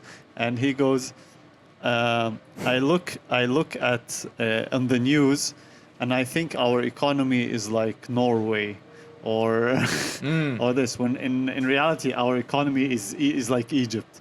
You know, I look at the currency, and I think, hey man, we're like Kuwait. Because I think Kuwait or Qatar, like they have the highest currency. Strongest currency. And when I look at our currency, like in reality, we're like Lebanon. You know, this is like it's so funny. Like you said, if we do the same thing, I think we actually exactly do the same thing. Yeah. Like everything. This is something I noticed of Egypt, how Egyptians and Arabs, Egyptians and Jordanians were so fucking similar to an insane point. The one thing is that Egyptians, you have a very much better accent and funnier words. Yeah. Oh, I love our words and accents.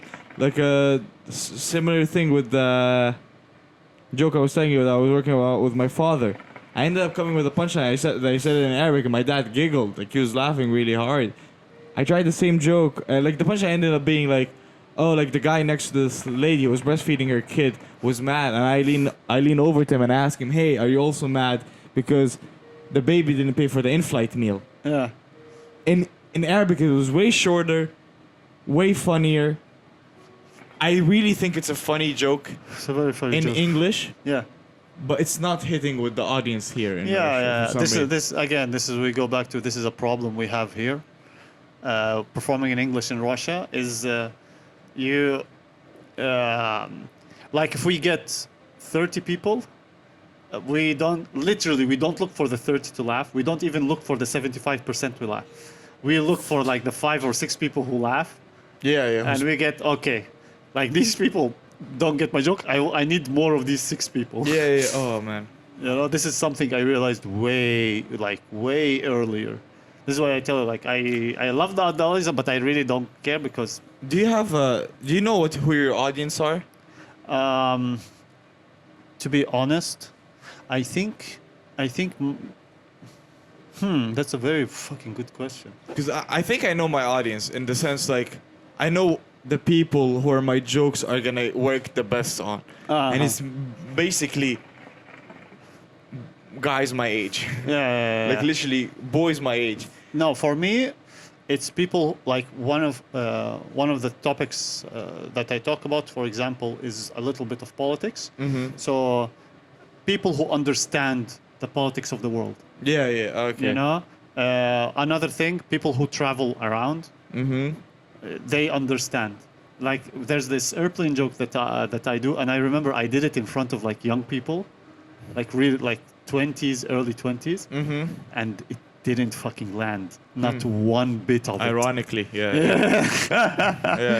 You know, not intended. Yeah. I'm not a punny guy. He's the punny guy, and it's just like it didn't fucking land at all. Not one bit of it.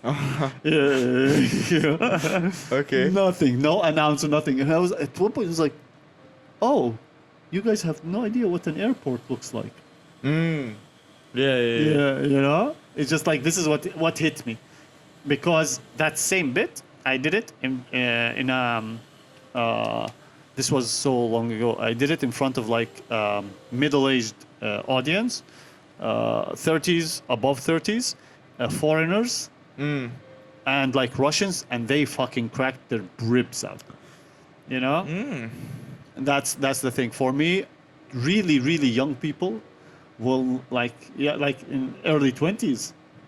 I don't think there are things that will hit. You know, there are things that are universal. Dating. Yeah. You know. I think now that you say, because now I think it's more of like, basically people your age are gonna, for the most part, like your jokes. Yeah. I think so. Yeah. Yeah. You know, this is something. But for example, in dating, if I talk about my girlfriend snoring, you know, this again, I remember, early 20s. Nothing at all. It was so funny. But a little bit older, with their girlfriends, it fucking like kills.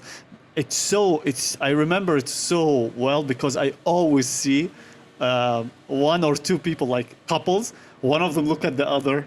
And there was once Matthew, the French comedian who performs with us.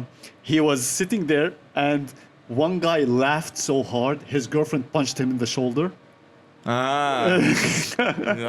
You know, Okay. like this is when I understood. Oh yeah, I'm like early, but I would love for jokes to land on early 20s. Also, one thing, for example, about your jokes, I realized in your jokes, one thing, they have to like you. Yeah. Two, they should not be shy to laugh with your jokes. Yeah. This is something I really, really noticed. You know, like you get, let's say, you get a comedian who does the Russian word thing. Yeah. We're talking now about Russian audience. Russian word thing. I would hear them giggle and laugh and whatever. Yeah. You know, because it's light, it's whatever. But when you do, for example, the jokes like the pedophilia, the dark jokes, let's say. Yeah. Okay. Yeah. They're smiling. I could see them like their shoulders going like, you know, like they're fucking dancing dabka. Yeah. I've seen audience tense up. Yeah, it's not about them tensing. No, I can see some people tense, yes. Yeah. Some people even draw back. Yeah. You know? But I can see some other people they're shy to laugh. Yeah. This I also noticed. I have one of the most fucked up joke I have about Palestine and OnlyFans. And I remember every time I do this joke, every time I do this joke, the person who laughs the loudest is the guy sitting on the music. I remember I did it one time. The guy on the music laughs. I saw in the audience, all the women, they're like, fuck no. A bunch of guys were like, they wanted to laugh, but they're holding their laughter back. Yeah. The guy on the music is still giggling. And then I remember this day, the guy on the music yells in the middle of my set. He goes, "This was the funniest shit I've ever heard throughout the whole day. That was the funniest joke." And I'm like, thank you. Yeah. This is the thing. This is what I noticed. I always noticed with the jokes. No, I'm not gonna talk about delivery and all that stuff. No. What's like, this is that they are shy to laugh at it, and this is the audience that's not good for you. Yeah. You know? Because if they don't laugh, others won't laugh. And then these people who are shy to laugh at it, I can feel that they want, they think this is funny. Yeah. But they're too shy to laugh at it, and that makes everybody not want to laugh. You know, they can they like. Also, with the I don't know how true this thought process is, but do you ever think like, hey, the reason, let's say, oh, I said a fucked up thing, yeah? Like I have this joke which works not a lot, but it works if the right people are in the audience, about how I say, I'm not a pedophile, but I think like the most romantic thing to do to a kid is blah blah blah. You know the rest, yeah. And I think one of the reasons people don't want to laugh at it is because they think if you laugh, you're kind of supporting. Yeah. They agree with what you're saying. Yeah. And you know what's so interesting about it is that acknowledge it, point it out. Yeah. It's one thing. I saw one comedian do it, and I started noticing it and acknowledging. If you remember, we were once performing, and we were doing we have this improv game thing we do at the end, which is called Sex with Me. Yeah. And you did, I think, right before it, you did a joke, a dark joke, and people laughed a little bit, but it was very it was dark. And then on the Sex with Me, you did a much darker joke. Yeah. I really wish there was a recording of that, because they laughed, and that's when I said, "Oh, so him doing, for example, this is just an example. Yeah. Oh, 9/11 is not funny. Is worth a few laughs. Yeah. He just drowned a baby. Bigger laugh. Yeah. Fuck them babies." I remember doing a similar thing. What happened to me? I was hosting the show. I did a joke about amputees. Yeah. Nothing. One girl tells me, "This is offensive." Yeah. Offensive or dark or whatever." I did an even darker joke. She starts laughing, and I'm like, I think it was about me getting raped or something like that. The joke. Yeah. And I tell her, so this is not offensive. So amputees offensive, rape not offensive. Raping an amputee. Yeah. We need to talk about that later. But yeah, so I did something like that. I acknowledged it. Yeah. So this makes them laugh, but I think it should be structurized in a way. But again, it's very, like you said, who's the audience, who's everything, why do they laugh, why they don't. It's here we have again, I call it, it's sad to say it like this, because again, we do comedy here, audience laugh, we love that and all that stuff, but we are in a kind of a handicap, and you have to manage that handicap. Yeah. You know, again, you have to manage that half of them are just smiling, and you have in your head, okay, this is half a smile. Yeah. So you got raped, yeah? Did you consider him as your father or what? No, he was just like an uncle to me. Okay. Yeah. Just checking. So. Okay, we need to wrap up, I think so. Yeah. One thing why did we do this episode? It's because no guest came. Well, yeah, no, we could have invited a guest, but we're like, meh. All the English speakers are out. Yeah, so one idea is we're gonna go on a break. Well, we don't know about the break, but so in July we probably won't be filming anything. Yes. But Because- we already have like so much episodes. Yeah. So many episodes like stashed that are waiting to be uploaded. And I was thinking maybe. So you said you want to take 2 months off of people in general? No. This yeah. is not people. No. What? So the idea. Why does this happen? I'm leaving Russia. Yeah. A new chapter in my. I don't know. This is weird. It's like you have a book, the end of The Hobbit. Or the end of that's a shitty book. Never mind. The end of the Lord of the Rings, and the end of it, the Frodo goes. You've never watched Lord of the Rings, have you? No. I played the Lego game. Okay, nice. It's very informative. Yeah, like Frodo at the end of it goes.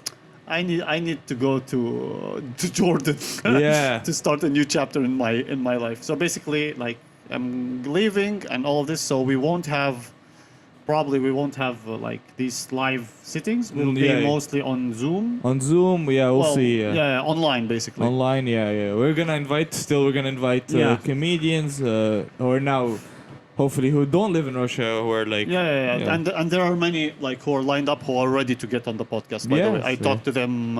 I talked to 2 guys yesterday and the day before yesterday. They said, yeah, we would love to be there. Did they subscribe? No. Fuck yeah, No, that's fine, man. That's a problem with me. I say like there's a podcast. They say yes, and that's when I stop. I don't think of it like blowing off steam. It will be. I will tell them like to fucking subscribe. Yeah, it's fine. Yeah. Yeah. It will be mostly online. We have many episodes lined up. Yeah. So we'll see. Maybe there will be a small break. Yeah. Between like this episode and the next episode. Yeah. I mean, now we're also having other problems with our 3rd episode. Yeah, it's. So there's 1 week where we skipped. Skipped an upload because we had the problem with the exporting. It will be fixed. Hopefully, all of this will be fixed. Hopefully, yeah. So yeah, man. I think that's it. Yeah. And we'll see what the future holds. We'll see. We'll see. Yeah. See, I really like literally the last week. I was seriously thinking of what are the prospects of opening a comedy club. This is something that's inside my head. You know. And hey, if there's a comedy club, our audience, all the 12 people. Yeah, man. Are gonna come. Yeah, 100%. Watch us. Yeah. So yeah. We'll see. Yeah. So that's it for me, signing out from Russia, hopefully. And we'll see you when I'm in a different country. Yeah, hopefully. Yeah, see you, people. See you. My name is Omar Hifnawi. Abed, you've been amazing. You've been amazing, motherfucker. Thank you. Yeah. So, bye. See you. Bye.